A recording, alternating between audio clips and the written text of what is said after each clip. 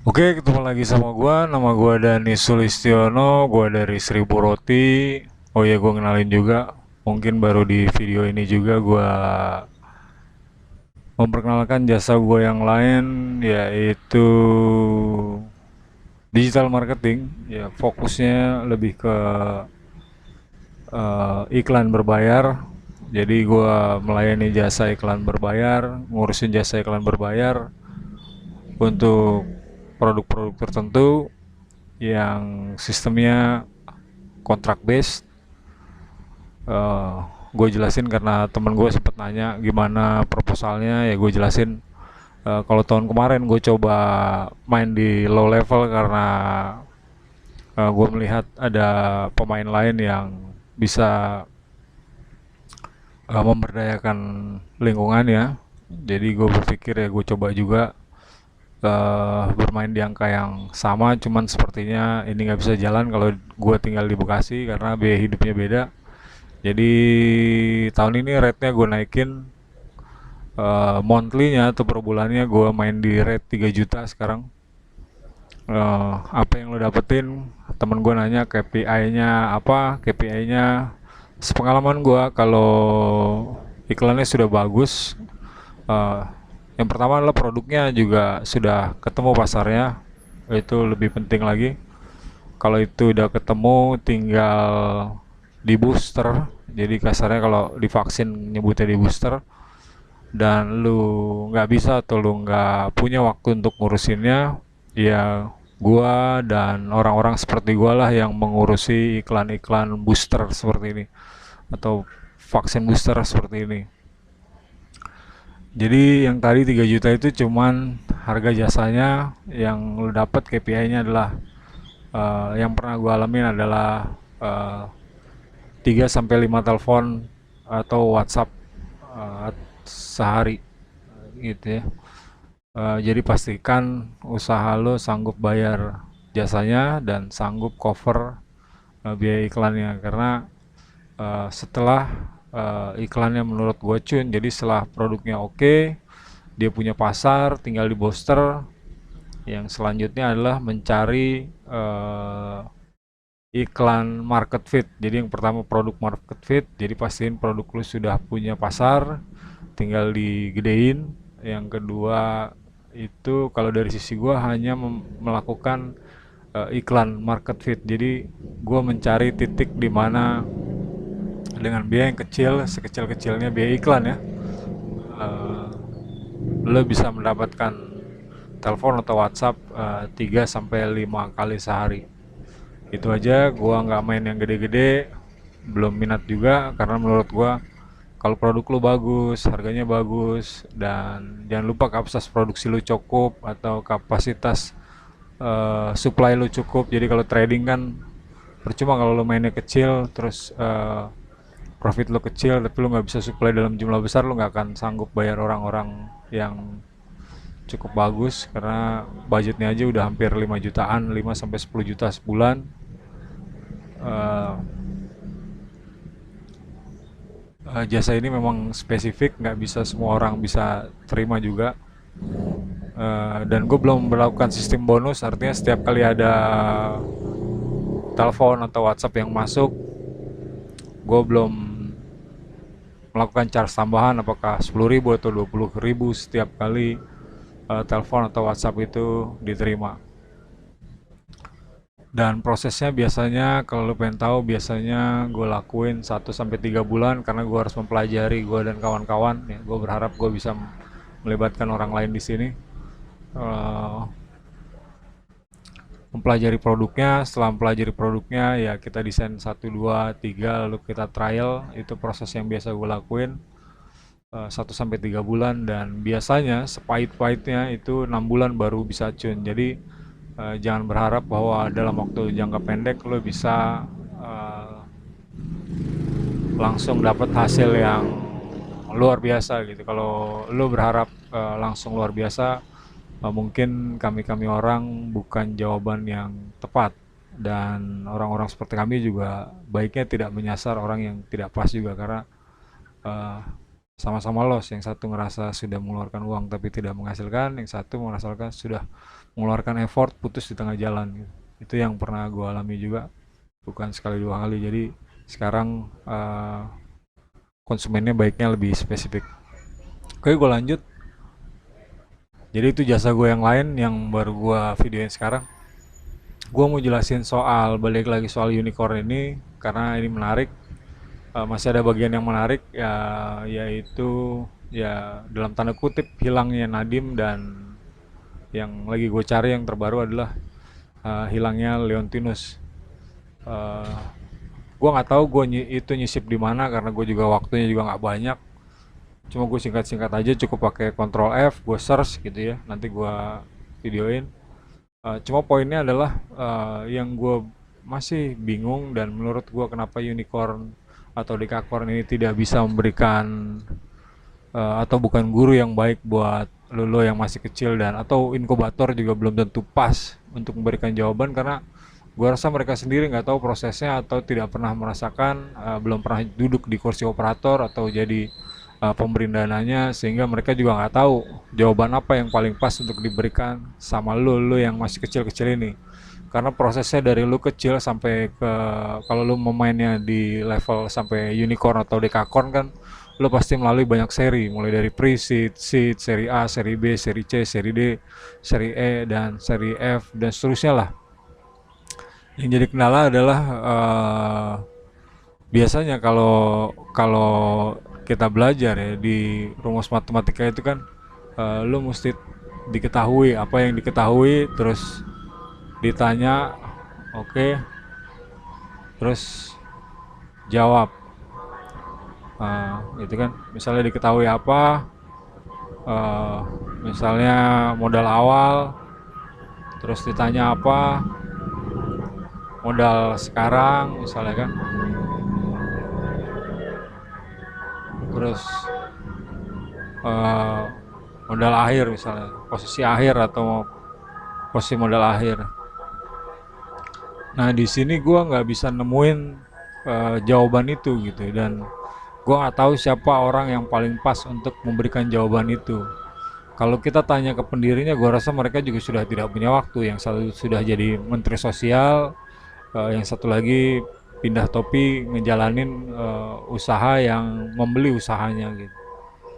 Karena ini cukup membingungkan. Lu bisa kenapa gue kemarin sempat bilang kejanggalan? Ya gue juga nggak tahu apakah orang-orang ini exit dan tarik profit, seperti ada salah satu komen orang yang komen di job di video gue kemarin itu, mereka waktunya take profit, atau memang mereka kehilangan suara gitu. Karena gue jadi agak aneh gitu, kalau emang lu pengennya exit ya ngapain juga racing. Menurut gue sih racing fund banyak-banyak, mendingan lu bootstrap dan lu jual sehingga hampir seluruh hasil penjualan itu cashnya buat lu gitu. Kalau lu pengen besar jadi dekakorn tapi pada akhirnya saham lu aja nggak ada, itu menurut gue sesuatu yang akhirnya terkuak dan anomali buat gue. Lu ngapain bikin perusahaan gede-gede berhayal jadi dekakorn tapi lu sendiri nggak punya saham di situ gitu. Itu menurut gue juga harus dijelaskan ke masyarakat gitu. Dan satu lagi yang paling yang gue mau jelasin di sini adalah di mana missnya gitu, kok bisa hilang gitu. Sementara mungkin lu pernah ikutin inkubator, akselerator, ya gue jujur gue pernah ikut di, ya kebetulan dikasih kesempatan lah, salah satunya sejenis lain inkubator atau akselerator lokal, ya gue cabut waktu itu karena gue butuh makan ya kan, jadi gue harus melakukan pekerjaan yang bisa menghasilkan dulu. Yang kedua itu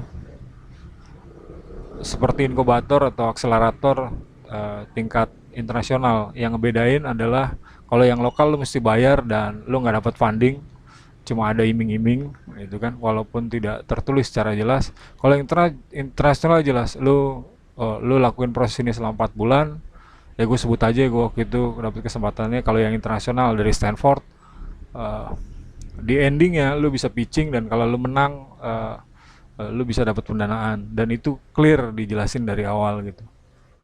Seingat gua waktu itu begitu. Nah, kalau yang lokal ini tingkatnya nasional ya, itu clear bahwa nggak ada funding, dan lu mesti bayar untuk mengikuti event itu, dan mereka mengajari gitu kan. Makanya bolak-balik, dan buat orang yang kurang setuju dengan pendapat gue bolak-balik kemarin, biar tahu, di video ini gue jelasin bahwa untuk ikut akselerator orang harus bayar. Bayarnya dengan jumlah yang gak sedikit.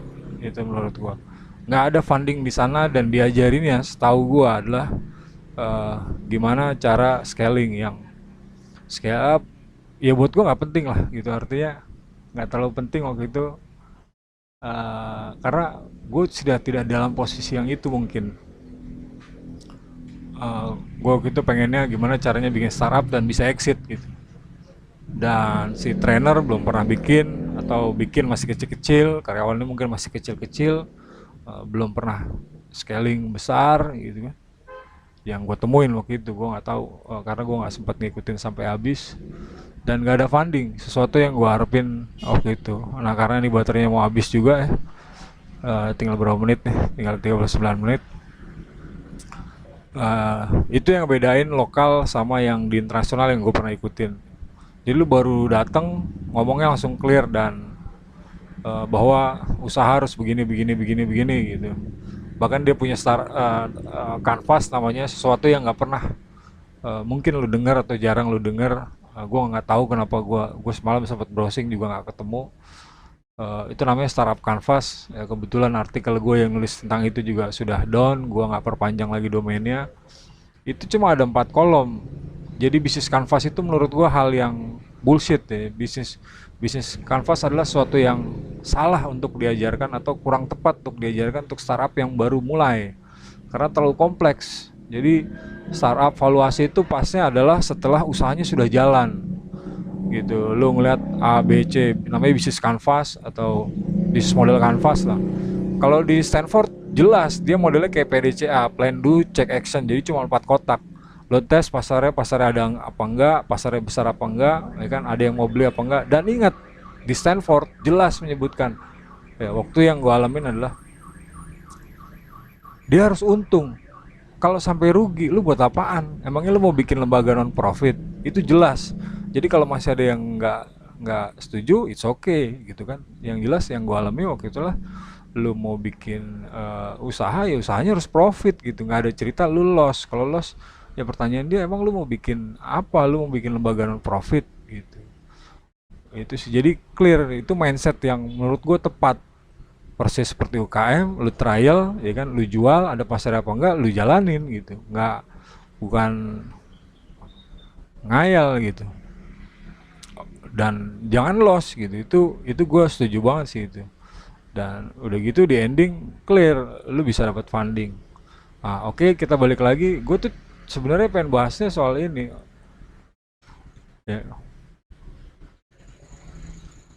ya yang gue miss tuh di sini nih. Ini kan investor pertamanya, saya ingat gue sih 2M, cuman si Indonesia ini webnya lagi down kali, nggak bisa dibuka. Ini 2M, terus 80% milik Indonesia Dwi Tama.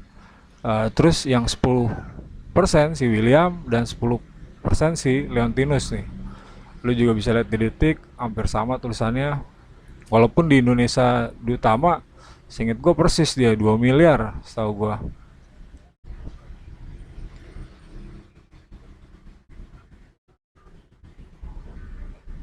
Ya, tanpa mengeluarkan uang sepeser pun. Ini oke lah, masih masih menarik. Ah, lu bisa bandingin sama Nadim ya. Nadim itu awal startnya ya struktur mau pegang saham. Ini eh ya sambil sambil lu juga belajar di sini harusnya ya, bahwa ada orang yang cukup baik, dengan yang punya duit cukup banyak, yang mau ngeluarin duit sebesar ini gitu untuk awal. Artinya saat lu nggak punya link seperti ini, ya lu jangan, bukan nggak boleh, jangan berharap terlalu banyak bahwa usaha lu bisa gede gitu. Software memang memungkinkan untuk itu karena fixed costnya kecil. dan lu bisa repeatable, artinya lu jual berkali-kali tanpa mengeluarkan cost lagi gitu. Beda sama manufaktur dan lain sebagainya. Cuma jangan lu lupain bahwa ada orang uh, di awal yang berani spend misalnya 2 miliar. Lu bayangin tahun 2009 tuh mungkin gaji baru 900 ribu ya. Taruhlah sejuta lah ya. Artinya kan ini uh, 2000 kali gaji. Itu lu bisa bayangin ada orang yang mau mengeluarkan seangka itu. Nah, terus jangan lupa nih, Nadim nih, ini sudah di 2015. Di sebelum-sebelumnya kan di sini di skip nih. Nggak tahu nih awalnya bagaimana. Ini aja di 2015 Nadim mengeluarkan 522 juta dengan link kondisi begini nih. Sudah ada NSI, ada Sequoia gitu kan. Ini modal dasarnya 10 miliar, modal store-nya 2,5 miliar karena syaratnya kan seperempat dari modal di store itu seperempat dari modal dasar, dan dia memiliki hampir 20% saham sendiri. Ini 10%, ini 10%, tapi di ujung ya itu yang kemarin gue jadi tanya lah, di ujung orang-orang ini nggak ada gitu. Itu yang kemarin gue tanya, dan proses nyampe dia nggak ada itu juga nggak ada gitu. Kapan dijualnya, gue cari Leontinus juga adanya. Ini ending ya, ini di halaman keberapa gitu, 872. Kapan dia mengerucut atau dia menjual sahamnya atau dia menghilang atau dialihkan? Yang jelas gue cari di sini nama Leontinus itu nggak ada, dan lu bisa lihat di sini kan, ini sebelum penawaran ya posisi terakhir nggak ada nama Leontinus. Apakah dia kesini? Ternyata bukan juga. Saham anak bangsa pendirinya ini nih, SAB itu. Tuh, saham anak bangsa. Orangnya tiga, Andri Sulistyo, Kevin, dan William. Oke. Jadi Leontinus nggak ada di akhir. Nah ini susunan pemegang saham setelah selesainya penawaran saham umum perdana, nggak ada juga gitu. Nah proses yang jadi pertanyaan kan, kenapa orang-orang ini yang mendirikan dari awal nggak ada? Terus kapan mereka nggak adanya? Dijual berapa saham mereka? Dengan nilai berapa? Nah, sekarang lo bayangin kalau saham 10% saja saat ini bisa menguasai atau masih memiliki uh, berapa nih William, 0,7 ya, 1% lah. 1%